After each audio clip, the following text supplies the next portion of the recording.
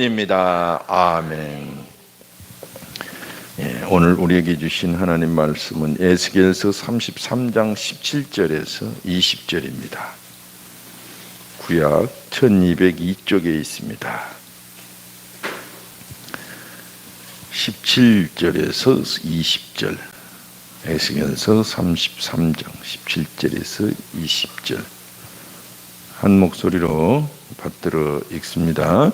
그래도 내 민족은 말하기를 주의 길이 바르지 아니하다 하는도다. 그러나 실상은 그들의 길이 바르지 아니하니라. 만일 의인이 돌이켜 그 공의에서 떠나 죄악을 범하면 그가 그 가운데서 죽을 것이고, 만일 악인이 돌이켜 그 악에서 떠나 정의와 공의대로 행하면 그가 그로 말미암아 살리라. 그러나 너희가 이르기를 주의 길이 바르지 아니하다 하는도다. 이스라엘 족속아, 나는 너희가 각기 행한 대로 심판하리라 하시니라. 아멘. 오늘 에스겔서 33장 17절에서 20절까지 말씀을 가지고 하나님은 불공평하신가? 라는 제목으로 여러분과 함께 은혜를 나눌까 합니다. 지금도 유모처럼 전해져 내려오는 대한민국 3대 거짓말이 있습니다. 우리가 아는 대로 처녀가 난 결혼 절대 안 합니다. 또 나이 드신 분들이 늙으면 죽어야지. 또는 장사하시는 분들이 이거 믿지고 파는 겁니다. 3대 거짓말이라고 합니다. 근데 이게 어느 정도 틀렸는지 맞았는지 지금도 의문이에요. 그죠? 맞을 수도 있고 틀릴 수도 있고. 우리가 신앙에서도 이 3대 의문점이 있습니다. 그리고 3가지 오해점이 크게 있어요. 3가지 의문점이라 하면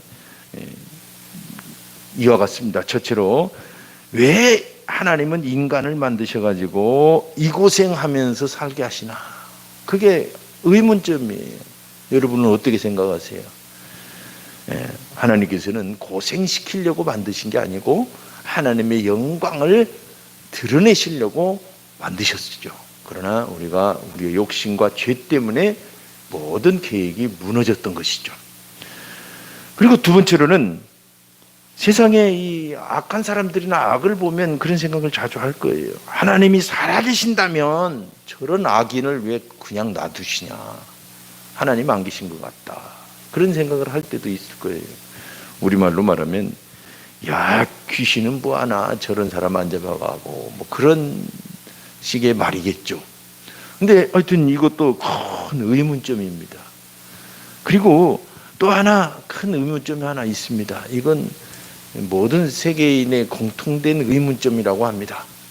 하나님을 바라볼 때마다 그런 의문을 갖는 모양이에요. 그건 뭐냐면 하나님을 믿는다는 성도가 왜 고난을 당하나? 여러분도 한 번쯤은 생각해 보셨을 거예요. 그러나 고난에 대한 이야기는 우리가 많이 우리 교회에서 했기 때문에 여러분들은 그런 의문을 충분히 다 이해하고 그 고난을 잘 극복하시리라고 믿습니다.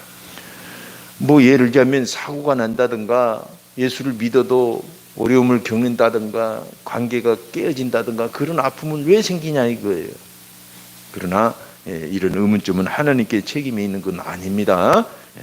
어쨌든 오늘은 이 3가지 오해뿐만 아니라 사실은 따져보면 하나님에 대한 많은 의문점과 오해들이 많아요. 근데 오늘 에스겔 33장을 통해서는 오늘 본문을 통해서 한 3가지 정도 오해를 하나님께 하고 있는 것이 아닌가라는 생각을 해봐서 여러분과 함께 은혜를 나눌까 합니다. 첫째로는 뭐냐면 이 하나님이 공평하셔야 되는데 왜 불공평하시냐 이거예요. 우리는 하나님을 잘 믿지만 때로는 그런 생각할 수도 있거든요. 여러분 동서고금을 통해서 사람들이 모든 공의와 정의의 기준은 하늘에다 뒀습니다. 하늘에다. 그리고 맹세를 할 때도 하늘에 두고 그렇게 우리 사람들은 그렇게 살아왔어요. 그런데 기가 막히게도 이스라엘 사람들은 그 하나님을 불공평하다고 뭔가 잘못됐다라고 항변하는 것을 여러 곳에서 볼 수가 있어요.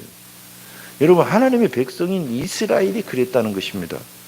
오늘 17절에도 보니까 그래도 내 민족은 말하기를 주의 길이 바르지 아니하다 하는도다.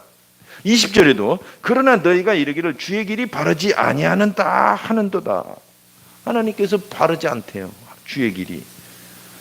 이건 뭐냐면 지금 에스겔서나 예레미야서를 쭉 읽어오고 있는데 이 이스라엘 백성이 우상을 숭배하고 하나님께 불순종하면서 완전히 패망을 하잖아요.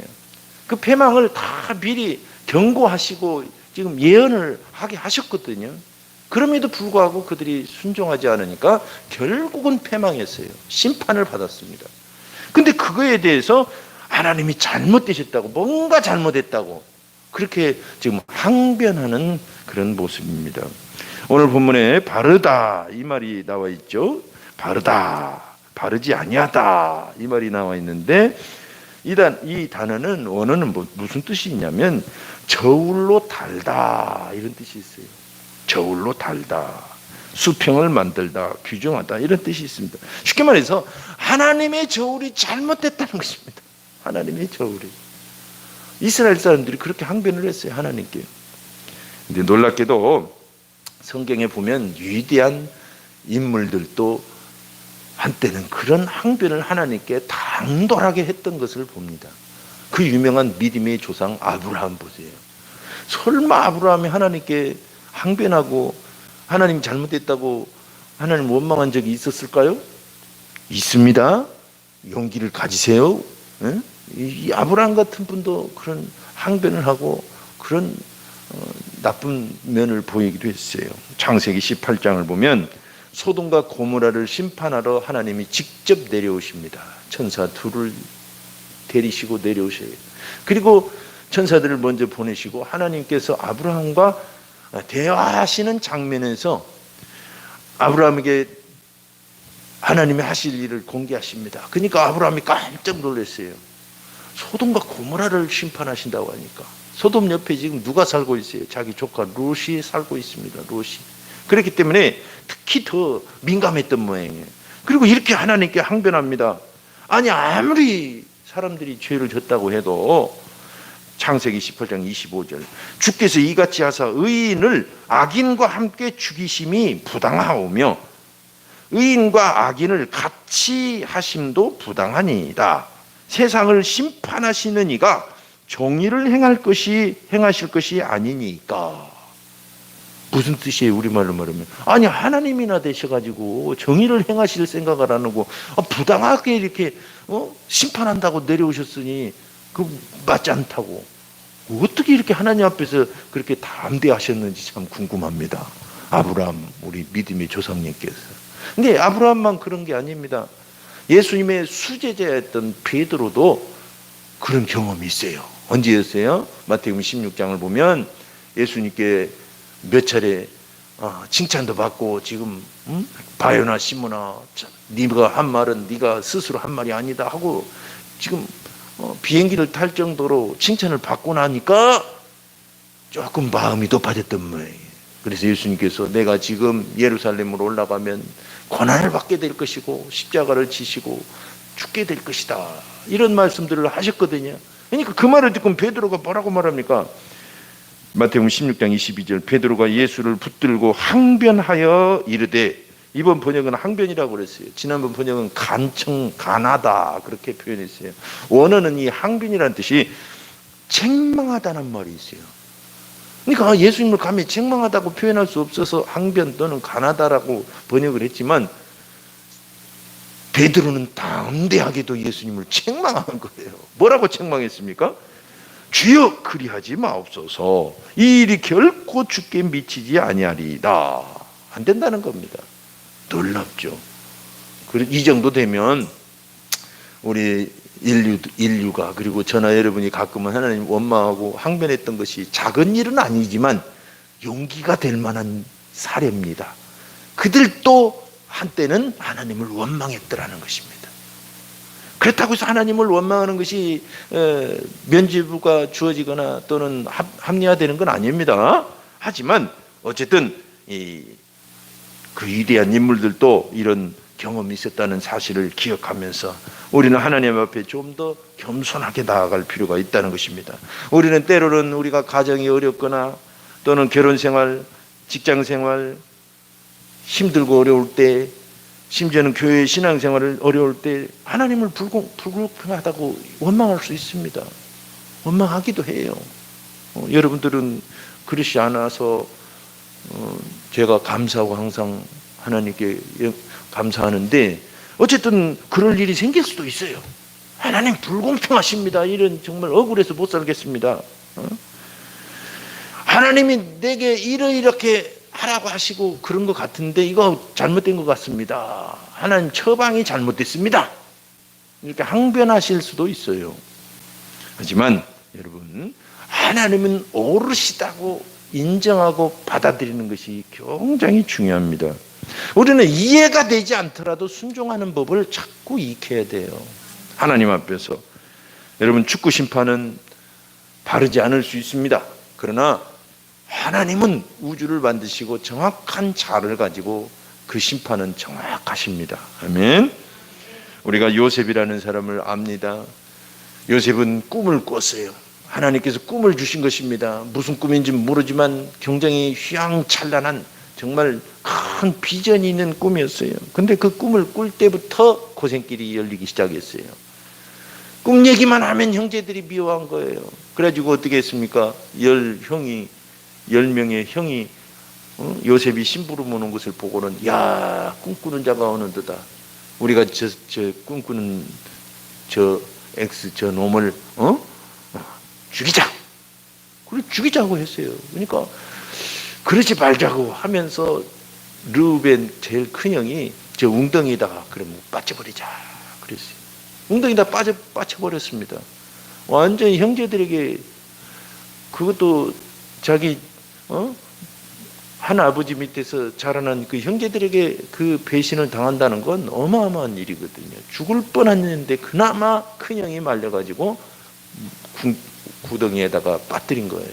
근데 큰 형이 잠시 자리를 빈 사이에 그 동생을 꺼내가지고 지나가던 대상에게 팔아버립니다. 사막을 통과하는 그 대상들 있잖아요. 장사하시는 분들. 그분들이 팔아버렸어요. 인신매매를 한 거예요. 여러분, 요셉의 마음이 어떻게 충격을 감당했는지 모르겠어요. 구덩이에 빠질 때부터 시작해서 그것도 형제들에게 팔려버렸다는 건, 이건 정말 씻을 수 없는 상처일 것입니다. 근데 팔려가가지고 길이 잘 열려서 양자로 갔거나 입양됐거나 좋은 일이 생겼나요? 아니에요. 어디로 갔어요? 보디발이라고 하는 집에 노예로 팔려간 것입니다. 노예로. 그래서 밤낮 없이 뼈 빠지게 일을 했어요. 일을 할 때 얼마나 형제들이 미웠겠어요. 원망스럽고. 그리고 그걸 넘어서서 하나님이 얼마나 원망스러웠을까라는 생각을 해보는 것입니다. 하나님께서 꿈을 주시지나 말지, 꿈을 주시고 나서부터 이렇게 내 인생이 오그라들기 시작하더니 형제들에게 배신당해 팔려 노예 생활, 이게 뭐야, 이 지긋지긋한 인생, 언제 무슨 일이 생길지도 모르고. 근데 또 그나마 열심히 일을 해서 좀 인정받는다 싶었는데 모함에 걸려서 그냥 감옥에 들어갑니다. 죽을 지경이에요. 아마 보통 사람 같으면 에이 끝내버리자 그랬을지도 몰라요. 그런데 그 억울함을 다 참습니다. 하나님께서 나를 여기 보내신 것은 이유가 있을 것이다. 내 생각은 이러이러하지만 하나님은 옳은 생각을 가졌을 것이라는 생각을 끊임없이 되뇌깁니다. 꿈을 생각하고 하나님을 생각해요. 그래서 성경 본문을 보면 하나님을 원망했다는 말이 없어요. 그것이 그의 위대한 믿음이었지 않았나, 우리는 생각을 해보는 것입니다. 그리고 지어낸 얘기지만 요셉의 꿈, 이 이야기가 이집트 왕자 2에 나와 있습니다. 그 중에 요셉의 노래가 있어요. 씨앗의 노래라고 하는 노래. 영어 원문으로는 내 생각보다 더 좋으신 당신의 생각이라는 제목입니다. 가사가 너무 감동적입니다. 여러분에게 잠시 조금만 읽어드리겠습니다. 옳은 일을 했다고 생각했습니다. 답을 안다고 생각했습니다. 가장 짧은 길을 선택했다고 생각했지만 그것이 절 이곳으로 이끌었습니다. 그래서 저는 싸움을 계속했고 당신이 날 어떻게 도울 수 있느냐고 따졌습니다. 이제 단순히 제가 포기하고 나니 진실은 명확해지고 있습니다. 당신은 저보다 더 잘 아십니다. 당신은 길을 아십니다. 이유를 알고자 하는 욕망도 놓겠습니다. 당신이 주시는 답들을 취하겠습니다. 당신은 저보다 더 잘 아십니다. 네.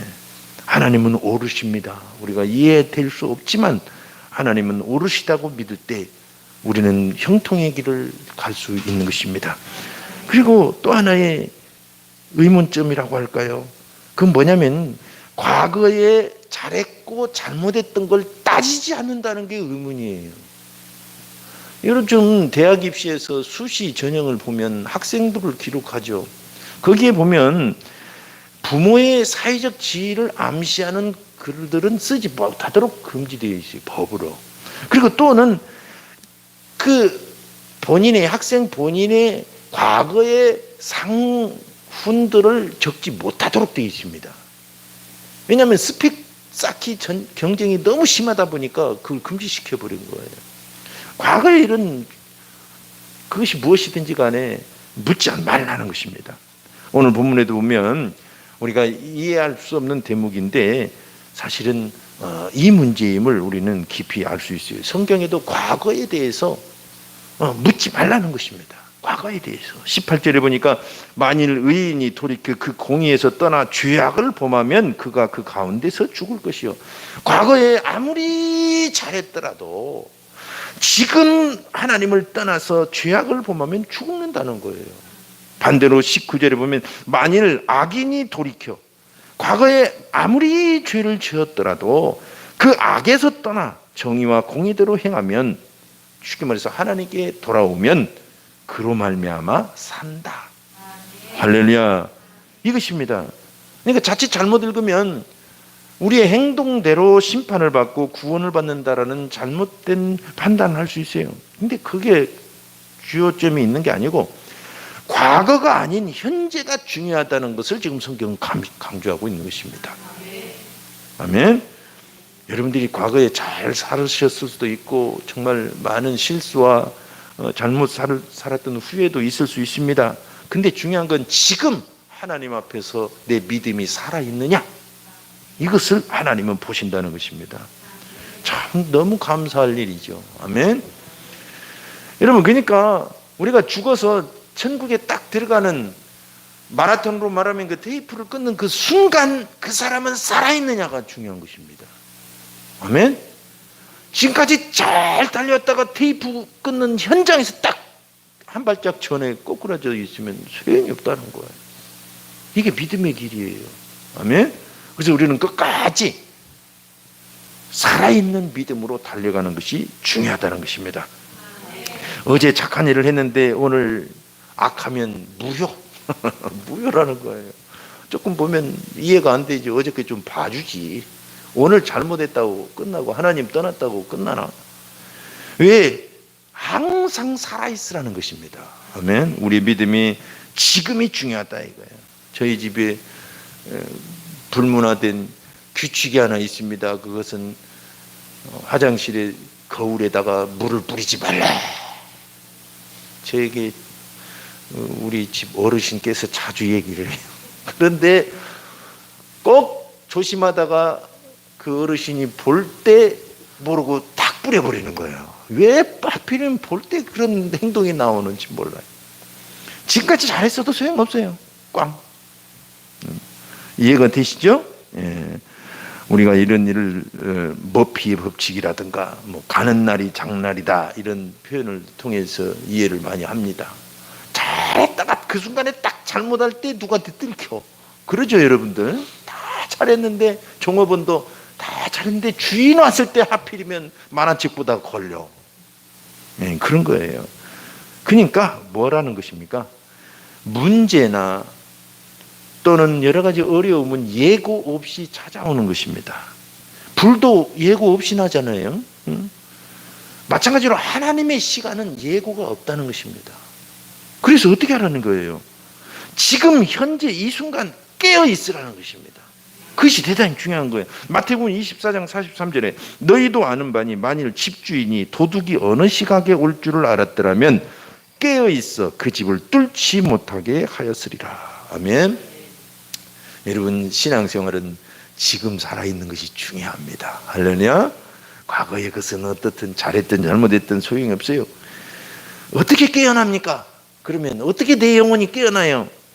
기도로, 찬송으로, 다양한 말로 할 수 있지만, 한마디로 말하면 오늘 본문을 따라서 말씀을 드리자면 주님께 지금 붙어 있어야 됩니다. 지금 잘 따라오다가 그때 딱 손을 놨는데 세상이 끝나버렸어요. 그러면 소용이 없겠죠. 근데 십자가를 지셨을 때 그 중에 한편 강도가 지금까지 살인을 하고 도둑질하고 사회적 무리를 일으켰다가 아주 인생 그냥 완전히 다른 사람 망치면서 살았던 사람이에요. 근데 그 순간에 예수님을 믿었더니 죽는 순간에 구원을 받았어요. 할렐루야. 근데 한편 강도는 그러지 못했죠. 그 기회를 잃어버렸어요. 중요한 것은 지금 이 순간 그 순간을 중요시 여기는 것입니다. 그래서 떠나다, 오늘 본문에 보니까 그 공의에서 떠나, 그 악에서 떠나, 이 떠나다는 말은 쉽게 말해서 돌아가 버린다는 뜻입니다. 이것을 헬라어로 이 회개라고 번역을 해요. 구약에도 회개, 이 단어를 떠나다는 단어와 똑같이 써요. 그러니까 하나님을 떠나버리면 돌아서 가버리는 것, 또 하나님께 돌아오는 것, 이 단어가 똑같은 단어를 써요. 그러니까 돌아가는 것을 말하는 것입니다. 어느 방향이든지. 회개, 그 회개는 무슨 뜻이 있어요?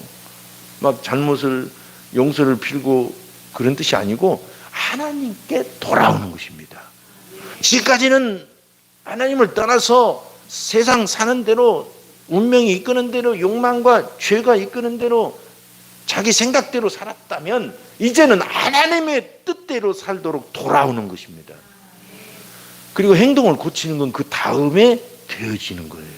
여러분, 행동 고치는 게 회개가 아닙니다. 그 행동 고치기 힘들어요. 하나님께 돌아오면 하나님께서 힘을 주셔서 행동을 고쳐지기 시작하는 거예요. 아멘. 그러니까 여러분 막 누구 보고 행동부터 고치라고 그런 말을 하면 안 됩니다. 못 고쳐요. 여러분도 못하고 저도 못하는 걸 왜 그렇게 우리가 말을 해요. 그죠? 중요한 건 하나님께 돌아오면 힘이 생겨서 삶이 변화되기 시작하는 거예요. 저도 그랬고 여러분도 그랬지 않습니까? 아멘. 그래서 저희는 여러분의 행동 고치란 말을 별로 안 하잖아요. 그죠? 하나님께 돌아오라. 하나님께 예배하자. 묵상하자. 그런 얘기만 하는 거예요. 할렐루야. 그러다 보면 우리가 하나님을 만나고 우리의 은혜가 되고 힘이 나서 새로운 삶을 사는 것입니다. 하나님께 돌아오는 것입니다. 그래서 요한복음 15장 2절에 보면 무릇 내게 붙어 있어 열매를 맺지 아니하는 가지는 아버지께서 그것을 제거해 버리시고 무릇 열매를 맺는 가지는 그 더 열매를 맺게 하려 하여 그것을 깨끗하게 하시느니라. 우리는 포도 가지죠. 예수님은 포도 나무예요. 중요한 건 붙어 있으라는 것입니다. 만약에 떨어져 나가면 결국은 말라서 죽는다는 거예요. 가지가. 이것이 신앙의 중요한 기둥이고 원리입니다. 창세기 1장부터 요한계시록까지 우리는 무엇인가 하나님의 은혜를 얻기 위해서 노력하는 게 아니라 하나님께 붙는 거예요. 아멘. 하나님께 돌아가서 하나님을 만나고 하나님을 기뻐하고 즐거워하는 것입니다. 그래서 사도행전 11장 23절을 보면 그가 이르러 하나님의 은혜를 보고 기뻐하여 모든 사람에게 굳건한 마음으로 주와 함께 머물러 있으라 권하니, 여기서 머물러 있다는 말로 지난번 번역은 붙어 있으라, 주께 붙어 있으라 라고 했어요. 그 말이나 그 말이 똑같아요. 꼭 매달리다는 뜻입니다. 이것이 하나님께 매달려 있는 거예요. 아멘. 우리가 기도하는 것도 하나님께 매달리는 것입니다. 하나님 내 운명을 책임져 주십시오. 내 인생을 책임져 주세요. 할렐루야 하면서 주님께 내 삶을 온전히 붙들어서 붙여놓는 것입니다. 아멘.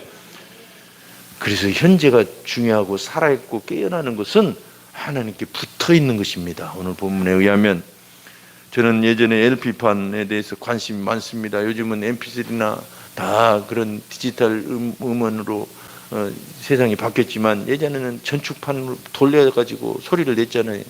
전축판을 보면 미세한 원을 그리면서 이 줄이 있어요. 그 바늘 하나가 양쪽 스테레오를 재생해내는 것입니다. 바늘이 지나가면서 흠을 판 이 목청 소리 나듯이 이런 흠을 파서 결국 반대로 그 흠을 재생하면 소리가 되는 거예요. 그걸 가만히 보면 기가 막힌 철학이 담긴 것 같습니다. 뭐냐면 사람은 바늘이라는 이 현재 경점을 살고 있는 거예요. 내 인생은 그 LP판이라고는 큰 판을 계속 돌리는데 나는 현실 그 경점을 사는 거예요. 그 경점을 살아가면서 소리를 내는 것입니다. 그러니까 중요한 건 그 바늘인 것입니다. 지나간 흠들은 소용이 없어요. 앞으로 올 흠도 소용이 없어요. 소리 아니에요. 지금 그 순간에 소리를 내고 있는 거예요. 이게 살아있는 믿음인 것입니다. 아멘. 우리는 어떤 형편이든지 지금 소리를 살아있는 소리를 내면서 하나님을 즐거워하고 기뻐하면서 그렇게 살아가도록 결심합니다. 히브리서 3장 13절 오직 오늘이라 일컫는 동안에 매일 피차 권면하여 너희 중에 누구든지 죄의 유혹으로 완고하게 되지 않도록 하라. 과거의 것 하나님 참작 안 하십니다. 물론 예수의 이름으로 행한 모든 것은 상급이 됩니다. 그러나 그 외의 것은 중요하지 않고 현재 오늘 하나님께 붙어 있느냐를 묻고 계십니다. 끝으로 우리가 오해하는 것 중에 하나님은 좀 내게 내게 맞춰주셨으면 좋겠다라는 갈망입니다. 그럼 오죽 좋아요. 근데 대통령 세워놓고 5천만 명, 우리 5,500만 명입니까? 모든 국민이 내게 맞춰달라고 소리를 지르면 어떻게 살아요? 그죠? 정신없을 거예요. 아우성이면. 다 그렇게 할 수가 없는 것이죠. 우리는 어느 정도 개인의 자유도 존중되지만 또 국가에 우리가 맞춰서 사는 것도 중요합니다. 그게 악이 아니라면, 그죠? 아주 인간의 근본을 무시하는 일이 아니라면 그렇게 맞춰 사는 거예요. 오늘 17절, 18절에 20절 보니까 사람들은 하나님이 바르지 않다고 외쳐대지만 실상은 그들의 길이 바르지 아니하니라 그랬어요. 우리가 바르지 않은 거예요. 우리의 자가 잘못됐다는 것입니다. 원어대로 우리의 자가 잘못됐어요. 하나님의 자는 이상이 없습니다. 20절에 보면 이스라엘 족속아 나는 너희가 각기 행한 대로 심판하리라 하시니라. 18장 25절 29절도 이와 비슷한 말씀을 하고 계십니다. 이스라엘 사람들이 하나님을 원망하고 항변하는 장면을 나타내고 있는 것입니다. 여러분 우리는 명심해야 됩니다. 우리의 기준이 바르지 않다는 것을 인정해야 됩니다. 하나님 앞에서는 내 기준이 바르지 않아요. 내게 맞춰달라고 하나님께 하면 안 됩니다. 나를 포기하면서 하나님께 맞춰가는 것이 신앙입니다. 아멘. 하나하나 처음에는 그러기가 힘들지만 차츰 나를 포기하고 하나님께 하나씩 맞춰가는 거예요. 너희의 행한 대로, 이게 무슨 뜻이냐? 길, 이 도로, 이런 태도라는 뜻이 있어요. 여기도 행한 대로라는 게. 그러니까 그것을 뭉뚱그려서 행동으로 이렇게 번역을 했지만 이 태도, 이런 것입니다. 이것을 하나님의 것으로 수용을 하는 것이에요. 중요한 건 하나님 앞에 태도입니다. 우리의 태도. 내 규정이, 내 기준이, 내 판단이 잘못됐다고 인정하고 하나님의 판단을 받아들이는 자세. 아멘. 이것이 우리가 형통하는 길입니다. 저도 날마다 저를 돌아보면서 그렇게 살아가고 있어요. 부족하지만. 아멘. 그러니까 하나님 입장 바꿔놓고 생각하세요. 제 사정 좀 알아주세요. 제 사정에 맞추세요. 제게 맞춰주세요라고 하면 안 되는 거예요. 물론 내 아픔과 내 고통을 하소연할 수는 있어요. 하나님 저를 위로해 달라고, 저에게 힘을 달라고. 그러나 나에게 맞춰달라고 하면 안 된다. 아멘. 그런 뜻입니다. 아멘. 그래서 시간을 주관하시는 하나님, 예수님께서 이런 말씀을 하신 적도 있습니다. 마태복음 26장 11절 가난한 자들은 항상 너희와 함께 있거니와 나는 항상 함께 있지 아니하니라. 그러니까 하나님께 내 시간을 맞추는 거예요. 아멘.